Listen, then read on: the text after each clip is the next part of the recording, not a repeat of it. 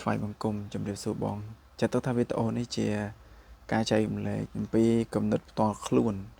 ចែករំលែកពីខ្លួនឯងទៅកាន់វីដេអូមួយនេះមានន័យថាតែមិនមែនជាការ advice ទៅបងទេតែវាជាទស្សនៈផ្ទាល់ខ្លួនទេមានន័យថាចែករំលែករឿងផ្ទាល់ខ្លួនទៅជាបទពិសោធន៍ពេលនៅរៀនហ្នឹងវាពិបាកមិនទៅបានវាអាចអ្នកខ្លះអាចគាត់តែខ្លាយជាសម្ពាធច្រើនណាពេលដែលការងារច្រើនទៅហើយគាត់អត់សូវចេះដូចអាត្មាអញ្ចឹងណាអត់សូវចេះគាត់មានសម្ពាធអញ្ចឹងសម្រាប់អាត្មានៅតែលើកទឹកចិត្តគាត់ថាអានេះស្រាប់ច្បាប់សន្តាណាមាន advice លើកទឹកចិត្តគាត់បើសិនជាគាត់ដូចលោកប្អូនចេះវិញតែថាពេលជួបបញ្ហាហ្នឹងយើងអត់សូវចេះកម្មវិធីច្រើនយើងរៀនតែមួយពីរសិនហើយតែយើងត្រូវផ្ដើមពីដើមឆ្នាំទៅយើងឆ្លាញ់អីចូលចិត្តអីឧទាហរណ៍អាត្មាអញ្ចឹងអាត្មាអត់សូវចូលចិត្តប្លង់អីហើយសូម្បីតែអាត្មារៀនក៏ធ្វើបានប៉ុន្តែយើងអត់សូវមានគេហៅថាគំនិតនឹងវាច្រើនជាមួយនឹងប្លង់ហ្នឹងណាហើយភ្លេចមុខភ្លេចក្រោយភ្លេចប្លង់នេះភ្លេចប្លង់នោះហើយបើសិនជាតើតន design poster អត់អីទេអាត្មាអាចធ្វើទៅបានហើយលឿនគួរសមវាមិន perfect វាមិនអីប៉ុន្តែវាចាប់បាន focus លឿនអញ្ចឹងអ្វីដែលជាបទពិសោធន៍លោកប្អូនពេលដែលយើងរៀននៅក្នុងសកលហ្នឹងគឺភ័យព្រួយនៅពេលដែលយើងនៅរៀនសកលហ្នឹងក៏ដូចយើងនៅរៀនវិទ្យាល័យទៅដល់ល្ងាចមកផ្ទះវិញអាចសบายចិត្តបានទេគឺថាអាស័យមិនឬក៏ស្អីហ្នឹងវាត្រូវធ្លាក់បន្ទុកមកនៅលើយើងណាតែអាហ្នឹងសួរថាអាហ្នឹងជាបន្ទុកអត់ថាទោះបីជាវាជាបន្ទុកក៏ពិតមែនប៉ុន្តែវាគឺជាទ្រព្យសម្បត្តិរបស់យើងហើយអញ្ចឹងយើងត្រូវធ្វើវាទៅរដាប់រដួសហើយទិញទួច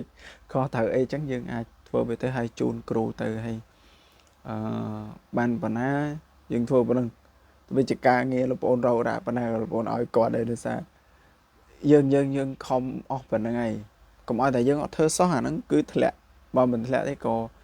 វាអត់មានបន្ទុកជួយយឹតយងយើងដែរអញ្ចឹងយើងធ្វើទៅយើងគេបានប៉ុណ្ណាតែយើង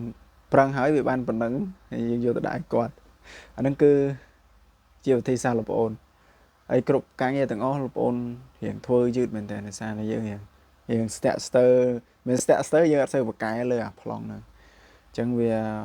មានផលប៉ះពាល់ដល់ខ្លួនឯងផងហើយជួនកាលលេតយូរជាងគេក៏មានដែរអញ្ចឹងលោកប្អូនគ្មានភាពអស្ចារ្យអីទេបើសិនជាអត់បានស្វែងយល់អាហ្នឹងឲ្យបានច្បាស់ទេយើងអាចនឹងយើងចង់បោះបង់ការសិក្សាច្រើនដោយសារយើងទី1ធ្វើការងារអត់តាន់គេទី2ដូចមានអារម្មណ៍រៀងខ្មាស់អៀនដែរយឺតការងារអញ្ចឹងទៅបូករួមផ្សំពីនេះពីនោះអញ្ចឹងទៅយើងអាចបោះបង់វាទៅកុំធ្វើអញ្ចឹងអីយើងអាចធ្វើអីដើម្បីឲ្យខ្លួនឯងអាចធ្វើម៉េចបន្តវាទៅបានណាទោះបីវាមិនបន្តបាននៅក្នុងហ្នឹងប៉ុន្តែអាចនឹងចេះនៅលើកម្មវិធីណាមួយមានន័យថាទោះបីយើងឈប់ពីការសិក្សារយៈពេលណាមួយប៉ុន្តែយើងទៅស្វែងយ័តខ្លួនឯងដើម្បីបន្តនៅអាកម្មវិធីមួយនឹងឲ្យយើងរត់តែខ្លាំងឡើងអាចយកទៅជាជំនាញអីបានទៀតអញ្ចឹងណាវាមិនមែនថាឲ្យតែយើងមិនសូវបានទៅរៀនអីចឹងខ្ញុំអត់បានរៀនសូត្រអីចឹងធ្វើមិនទៅអត់អីយើងរៀនបានបន្តិចប៉ុន្តែយើងស្រាវជ្រាវវាបន្ថែមទៀតនឹងផ្ទះដូចមើលវីដេអូពីការគេធ្វើកម្មវិធីនឹងឲ្យបានច្រើនទៅហើយយើងអនុវត្តវាយូរទៅយើងអាចចេះកម្មវិធីហ្នឹងហើយដូចលោកប្អូនរៀនម្ដង9 8 9កម្មវិធីហើយចាប់ឲ្យអស់បើធូរវាដូចកន្លែងគេបើកយន្តហោះហ្នឹងអញ្ចឹងធ្វើមកអញ្ចឹងគឺយើងរៀននេះសំមានកម្មវិធីខ្លះយើងចេះ10% 20% យើងផ្សំគ្នាហើយអាណាដែលវាខ្វះខាតយើងធ្វើមួយវាយូរទៅយើងអាចនឹងចេះហើយមានប៉ុណ្ណឹងជាសាជាបទពិសោធន៍ខ្លួនឯងជួបប្រទះ